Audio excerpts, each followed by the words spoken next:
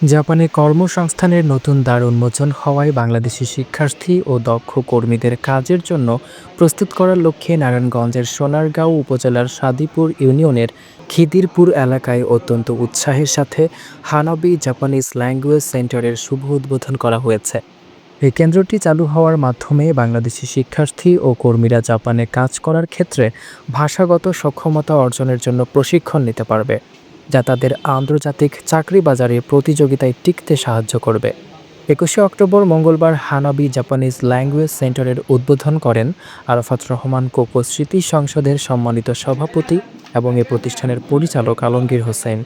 এই উদ্বোধনী অনুষ্ঠানে উপস্থিত ছিলেন কেন্দ্রীয় স্বেচ্ছাসেবক দলের সাধারণ সম্পাদক বাবুল এবং হানাবি জাপানিজ ল্যাঙ্গুয়েজ সেন্টারের অপর একজন পরিচালক আরিফ সর্দার সহ আরও অনেকে। অনুষ্ঠানে জাপানি ভাষার শিক্ষার গুণগত মান এবং ভবিষ্যতে শিক্ষার্থীদের সুযোগ সুবিধা নিয়ে আলোচনা করা হয়, যা এই কেন্দ্রের গুরুত্বকে আরও বৃদ্ধি করেছে।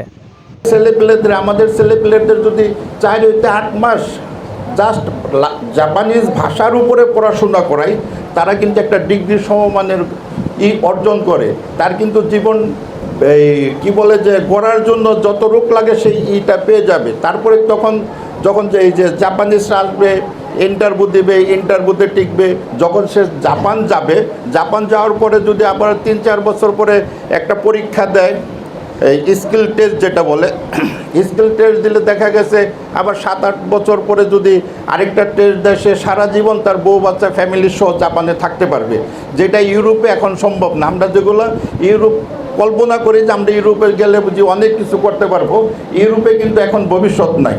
ইউরোপের না যে আপনারা জাপানে যদি এই 6 মাস 7 মাস একটু ভাষাটা শিখেন, তাহলে কিন্তু আপনাদের জীবন গড়ে যাবে। এই বাংলাদেশ জাতীয়তাবাদী দল ও অঙ্গ সংগঠন কোনোদিনই এদেশ থেকে কেউ উৎখাত করতে পারবে না, কারণ এটার শিকড় অনেক গভীরে।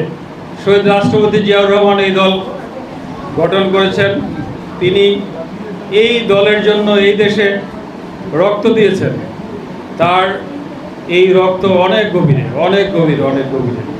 তারপরে আমাদের মাতৃতুল্য মা বেগম খালেদা জিয়া এদেশের গণতন্ত্রের জন্য কি সংগ্রাম করেছেন, কি লড়াই করেছেন এবং কিভাবে তাকে জেল হাজতে প্রেরণ করেছে আপনারা দেখেছেন। আজকে আমার নেতা, আমাদের অভিভাবক, সাংগঠনিক অভিভাবক জনাব তারেক রহমান, তিনি মাঝে মাঝে মালয়েশিয়া আসতেন, আমাদের এই মোশাররফ ভাইয়েরা আপ্যায়ন করার চেষ্টা করতেন, অনেক করেছেন তারা, আমি আবার ধন্যবাদ জানাই। কিন্তু সে যাতে মালয়েশিয়া না আসতে পারে, তার পাসপোর্টে আটক করা হয় দীর্ঘ অনেক বছর পূর্বে। আজ পর্যন্ত সে দেশে ফিরতে পারেনি। সে দেশে ফিরবে ইনশাল্লাহ। ফেব্রুয়ারিতে আশা করি জাতীয় নির্বাচন হবে। আপনারা সবাই নির্বাচনের প্রচারণায় একত্রে শুরু করবেন। যেখানে যেই পাক না কেন, আমরা দানের শীষের কর্মী, যে পাবে দানের শীষের জন্য আমরা ঝাঁপায় পড়ব, যে পাবে আমরা দানের শীষের জন্য ঝাঁপায় পড়ব। আমাদের মার্কা, আমাদের প্রতীক দানের শীষ।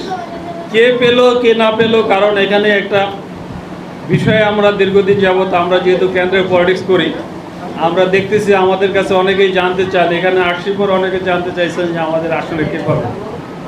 আপনাদের আসলে দানের শীষ পাবে, তারেক রহমানের মার্কা পাবে, খালেদা জিয়ার মার্কা পাবে এবং শহীদ রাষ্ট্রপতি জিয়াউর রহমানের রেখে যাওয়া মার্কাটি পাবে। সেই মার্কাতে আপনারা ভোট দিবেন, সেটাই প্রচারণা করবেন। ইশরাক অর্ণব, চ্যানেল 21, রূপগঞ্জ, নারায়ণগঞ্জ।